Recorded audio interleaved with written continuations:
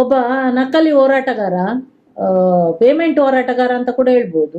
ಅವನೊಂದು ಗುರಾನಿ ತರ, ಅವನನ್ನು ಕೆಲವರು ಇಂದಿನಿಂದ ಕೂತ್ಕೊಂಡು ಡೈರೆಕ್ಷನ್ ಕೊಟ್ಟು ಉಪಯೋಗಿಸುವುದು ಅಷ್ಟೇ. ಅವನು ನಮ್ಮ ಸೌಜನ್ಯ ಹೋರಾಟಗಾರರಾಗಿಂತ ಮಹೇಶ್ ಶೆಟ್ಟಿ ತಿಮ್ಮರೋಡಿ ಅವರಿಗೆ ಚಾಲೆಂಜ್ ಹಾಕುದಂತೆ.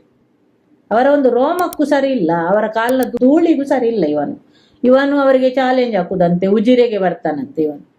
ಇವನ ಗುರು ಇದ್ದಾನಲ್ಲ ಚಕ್ರವರ್ತಿ ಸೂಲಿಬೆಲೆ, ಅವನ ಸೂಲಿಬೆಲೆ ಅನ್ನುವ ಶಬ್ದವನ್ನು ತಿರುಚಿ ಹೇಳಿದಾಗ ಇದು ಚಕ್ರವರ್ತಿ ಸೂಲಿಬೆಲೆಯ ತಾಯಿಗೆ ಅವಮಾನ ಆಗಿದೆ ಅಂತ ಇಡೀ ಹಿಂದೂ ಸಮಾಜ ಎತ್ತಿ ಕಟ್ಟಲಿಕ್ಕೆ ಹೊರಟಿದ್ದಾನೆ.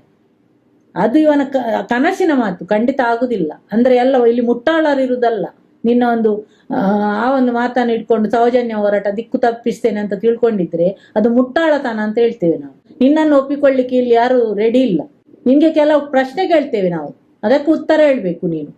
ನಿನ್ಗೆ ಹಿಂದುತ್ವ, ಹಿಂದೂ ದೇವಸ್ಥಾನ, ಹಿಂದೂ ದೇವರು ಅಂತ ಹೇಳ್ತೀಯಲ್ಲ, ಅಲ್ಲಿ ಅಷ್ಟೊಂದು ಆ ದೇವಸ್ಥಾನಕ್ಕೆ ಕಳಂಕ ಆಗುವಂತ ಕೆಲಸಗಳನ್ನು ಅಲ್ಲಿ ಇದ್ದವರು ಮಾಡಿದ್ದಾರಲ್ಲ, ಅಷ್ಟೊಂದು ಅನಾಚಾರ ಆಗಿದೆ, ಅತ್ಯಾಚಾರಗಳಾಗಿದೆ, ಕೊಲೆಗಳಾಗಿದೆ, ಆ ದೇವಸ್ಥಾನದ ಪಾವಿತ್ರ್ಯತೆಗೆ ಭಂಗ ಬಂದಿದೆ ಅಲ್ಲ. ನೀನ್ ಎಷ್ಟು ಪ್ರಶ್ನೆ ಮಾಡಿದ್ದಿ? ಅಲ್ಲಿ ಹಿಂದೂಗಳದ್ದೇ ಎಲ್ಲರದ್ದು ಕೊಲೆ ಆದದಲ್ಲ. ಪದ್ಮಲತಾ, ವೇದವಲ್ಲಿ, ಸೌಜನ್ಯ, ನಾರಾಯಣ ಮಾವುತ, ಅವರ ತಂಗಿ ಯಮುನಾ, ಅಥವಾ ಸಾಕ್ಷಿಗಳು ಬೇರೆ ಬೇರೆ ಯಾರೆಲ್ಲ ಕೊಲೆಗಳಾದ್ವಿ ಎಲ್ಲ ಹಿಂದೂಗಳೇ ಅಲ್ವಾ? ಯಾಕೆ ಪ್ರಶ್ನೆ ಮಾಡ್ಲಿಲ್ಲ? ಹಿಂದೂಗಳ ಅಲ್ಲಿ ಯಾಕೆ ಅತ್ಯಾಚಾರ ಆಗ್ತದೆ, ಕೊಲೆ ಆಗ್ತದೆ, ಎಲ್ಲವನ್ನು ಹೇಗೆ ಮುಚ್ಚಿ ಹಾಕಿದ್ರು, ಸಿ ರಿಪೋರ್ಟ್ ಹೇಗೆ ಆಯ್ತು? ಪ್ರಶ್ನೆ ಮಾಡ್ಬೇಕಲ್ಲ. ಹಿಂದುತ್ವದ ಹೋರಾಟಗಾರರಲ್ವಾ ನೀವು? ಯಾಕೆ ಪ್ರಶ್ನೆ ಮಾಡೋದಿಲ್ಲ? ಈಗ ಹಿಂದುತ್ವದ ಹೋರಾಟ ಅಂತ ಹೇಳಿಕೊಂಡು ಜನರ ದಿಕ್ಕು ತಪ್ಪಿಸ್ಲಿಕ್ಕೆ ಏನೆಲ್ಲ ಸರ್ಕಸ್ ಮಾಡ್ತಾ ಇದ್ದೀರಲ್ಲ, ನಿಮ್ಗೆ ನಿಜವಾಗಿ ಆಕ್ರೋಶ ಬರುವಂತ ವಿಷಯ ಅಲ್ಲಿ ನಡೆದಿದೆ ಅಲ್ಲ. ಹಿಂದೂ ದೇವಸ್ಥಾನವನ್ನು ಜೈನರ ಸಂಸ್ಥೆ ಅಂತ ಅಪಿದವಿತ್ ಮಾಡಿಸಿಕೊಂಡಿದ್ದಾರಲ್ಲ. ಹಿಂದೂ ದೇವಸ್ಥಾನದ ಗರ್ಭಗುಡಿ ಕೂಡ ಹಿಂದೂಗಳ ನಮ್ಮ ಒಂದು ಇದರಲ್ಲಿ ಇಲ್ಲಲ್ಲ, ಅವರ ಹೆಸರಲ್ಲಿ ಇದೆ ಅಲ್ಲ. ಯಾಕೆ ಆಕ್ರೋಶ ವ್ಯಕ್ತ ಆಗುದಿಲ್ಲ? ಅದನ್ನು ಪ್ರಶ್ನೆ ಮಾಡ್ಬೇಕಾಗಿತ್ತಲ್ಲ ನೀವು. ಯಾಕೆ ಪ್ರಶ್ನೆ ಮಾಡುದಿಲ್ಲ? ಅದೆಲ್ಲದರ ಜೊತೆಗೆ ಧರ್ಮ ಸಂರಕ್ಷಣಾ ಸಭೆ ಅಂತ ಒಂದು ಮಾಡಿದ್ರು. ಅಲ್ಲಿ ರಾಕೇಶ್ ಶೆಟ್ಟಿ, ಲೋಫರ್ ರಾಕೇಶ್ ಶೆಟ್ಟಿ, ಸೌಜನ್ಯ ಹೋರಾಟಗಾರ್ತಿ ಪ್ರಸನ್ನ ರವಿ ಅವರನ್ನು ಕಾಮಾಟಿಪುರದ ಕಾಮಾಕ್ಷಿ ಅಂತ ಹೇಳಿ ಮೂರು ಬಾರಿ ಅಲ್ಲಿ ಬೊಬ್ಬೆ ಹೊಡೆದು ಹೇಳ್ತಾನಲ್ಲ. ಯಾವ ಹಿಂದುತ್ವದ ನಾಯಕನು ಯಾಕೆ ಸ್ಟೇಟ್ಮೆಂಟ್ ಕೊಡ್ಲಿಲ್ಲ? ಯಾಕೆ ಖಂಡಿಸ್ಲಿಲ್ಲ? ಅದು ನಮ್ಮ ಪ್ರಶ್ನೆ. ತನ್ನ ಮಗಳ ಸಾವಿಗೆ ನ್ಯಾಯ ಕೇಳುವ ತಾಯಿ ಎಲ್ಲ ಹೋರಾಟದ ಸಭೆಯಲ್ಲಿ ಸೆರಗೊಡ್ಡಿ ಬೇಡ್ತಾ ಇದ್ದಾರೆ.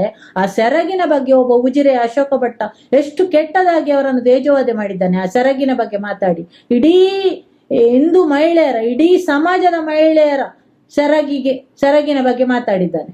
ಅವರಿಗೆ ಒಬ್ಬರಿಗಾದ ಅವಮಾನ ಅಲ್ಲ, ಇಡೀ ಹಿಂದೂ ಸಮಾಜದ ಹೆಣ್ಣು ಮಕ್ಕಳ ಸೆರಗಿಗೆ ಅಥವಾ ಇಡೀ ಮಹಿಳಾ ಒಂದು ಇದಕ್ಕೆ ಕುಲಕ್ಕೆ ಅವಮಾನ ಮಾಡಿದ್ದಾನೆ. ಯಾಕೆ ಹಿಂದುತ್ವದ ಹೋರಾಟಗಾರರು ಮಾತಾಡ್ಲಿಲ್ಲ? ಈ ಎಲ್ಲ ಸಾಮಾಜಿಕ ಜಾಲತಾಣದಲ್ಲಿ ಅವರೇನ್ ಬರೀತಾರ?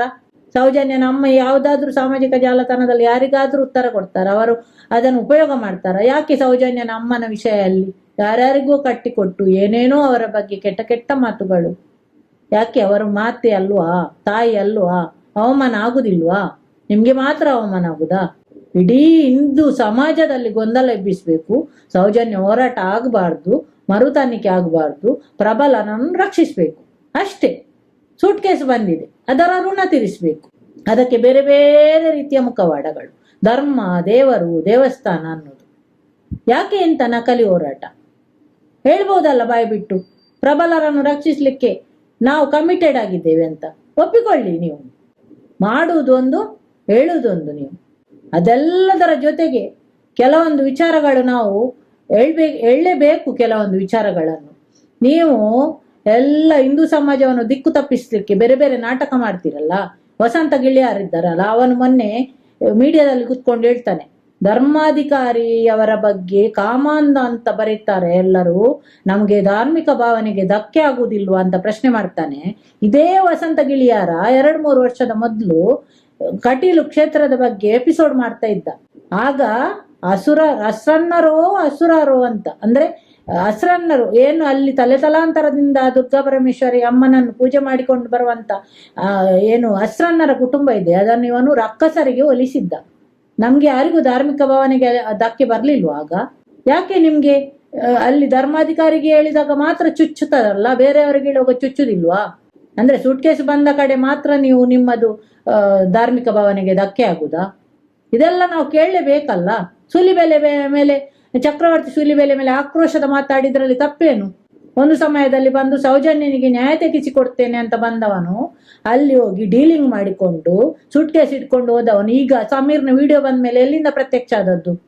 ಇಷ್ಟೆಲ್ಲ ನಡೆದಿದಲ್ಲ. ಯಾರಾದ್ರೂ ನೀವು ಹಿಂದೂ ಹೋರಾಟಗಾರರು ಓಲಾಟಗಾರರು ಅಂತ ಹೇಳ್ತೀರಲ್ಲ, ಜಸ್ಟಿಸ್ ಫಾರ್ ಸೌಜನ್ಯ ಅಂತ ಯಾವಾಗಾದ್ರೂ ಒಂದು ಪೋಸ್ಟ್ ಹಾಕಿದ್ದೀರಾ? ಯಾವಾಗಾದ್ರೂ ಒಂದು ಸೌಜನ್ಯಗೆ ನ್ಯಾಯ ಸಿಗ್ಬೇಕು ಅಂತ ಹೇಳಿದ್ದೀರಾ? ನಿಮ್ಗೆ ಆತ್ಮಸಾಕ್ಷಿ ಅಂತ ಇದೆಯಾ? ಇಷ್ಟೆಲ್ಲ ಮಾಡುವಾಗ ಅದು ಚುಚ್ಚುದಿಲ್ವ ಒಳಗಿಂದ? ನಿಮ್ಗೆ ನೈತಿಕತೆ ಇದೆ? ನಿಮ್ಗೆ ಧರ್ಮದ ಬಗ್ಗೆ, ದೇವರ ಬಗ್ಗೆ, ದೇವಸ್ಥಾನದ ಬಗ್ಗೆ ಮಾತಾಡ್ಲಿಕ್ಕೆ ನೈತಿಕತೆ ಇದೆಯಾ ಅಂತ ಕೇಳುದು. ಇಷ್ಟೆಲ್ಲ ಅವಾಂತರಗಳು ನಡೆದಿದೆ. ಇಂದು ಬಡ್ಡಿ ದಂಧೆ ನಡೀತದೆ, ಅಕ್ರಮ ಬಡ್ಡಿ ದಂಧೆ. ದಿನಕ್ಕೊಂದು ಕತೆಗಳು ಬರ್ತದೆ. ವರ್ಷಕ್ಕೆ 528 ಕೋಟಿಗಿಂತ ಮೇಲೆ ಕೇವಲ 20 ರೂಪಾಯಿ ಕಲೆಕ್ಷನ್ ನಲ್ಲಿ ಒಟ್ಟು ಮಾಡ್ತಾ ಇದ್ದಾರೆ. ಅಕೌಂಟ್ ಅಲ್ಲಿ ತೋರಿಸ್ತಾ ಇಲ್ಲ. ಇಂಥ ಅನಾಚಾರ ನಡೀತಾ ಇದೆ. ಅದನ್ನೆಲ್ಲ ಉಪಯೋಗಿಸಿಕೊಂಡು ಇಂಥ ಕೇಸುಗಳನ್ನೆಲ್ಲ ಮುಚ್ಚಿಸಾಕ್ತಾರೆ. ಒಬ್ಬನೇ ಒಬ್ಬ ಹಿಂದುವಿಗೆ ಆಕ್ರೋಶ ಇಲ್ಲ. ಈಗ ಬಂದು ಅವರು ತಾಯಿಗೆ ಅವಮಾನ ಮಾಡಿದ್ದಾನೆ, ಆ ದೇವಸ್ಥಾನಕ್ಕೆ ಅವಮಾನ ಮಾಡ್ತಾರೆ, ದೇವರಿಗೆ ಅವಮಾನ ಆಗ್ತದೆ, ಧರ್ಮಕ್ಕೆ ಅವಮಾನ ಆಗ್ತದೆ. ಏನು ಗುತ್ತಿಗೆ ಪಡ್ಕೊಂಡಿದ್ದೀರಾ ನೀವೆಲ್ಲ ಧರ್ಮವನ್ನು? ನಾವೇನು ಧರ್ಮಕ್ಕೆ ಇಲ್ಲಿ ಹೋರಾಟ ಮಾಡಿದವರಲ್ವಾ? ದೇವಸ್ಥಾನ ನಮ್ಮದಲ್ವಾ? ದೇವರು ನಮ್ಮದಲ್ವಾ? ನಿಮ್ಮದು ಮಾತ್ರವಾ? ನಿನ್ನ ಚಾಲೆಂಜ್ ಸ್ವೀಕಾರ ಮಾಡಿದ್ದೇವೆ ನಾವು. ಬರ್ಬೇಕು ನೀನು ಉಜಿರೆಗೆ. ನಮ್ಮ ಮಹೇಶೆಟ್ಟಿ ತಿಮ್ಮರೋಡಿ ಮತ್ತು ಅವರ ಬಳಗದ ಹುಡುಗರಲ್ಲ, ನಾವು ಮಹಿಳೆಯರು ನಿನ್ಗೆ ಉತ್ತರ ಕೊಡ್ಲಿಕ್ಕೆ ಕಾಯ್ತಾ ಇದ್ದೇವೆ. ಬರ್ಬೇಕು, ಎಲ್ಲ ರೆಡಿ ಇದೆ. ನಿನ್ಗೆ ಉತ್ತರ ಯಾವ್ದ್ರಲ್ಲಿ ಕೊಡ್ಬೇಕು ಅದ್ರಲ್ಲೇ ಕೊಡ್ತೇವೆ. ನೀನು ಉಜಿರೆಗೆ ಬರ್ಬೇಕು ಅಷ್ಟೇ.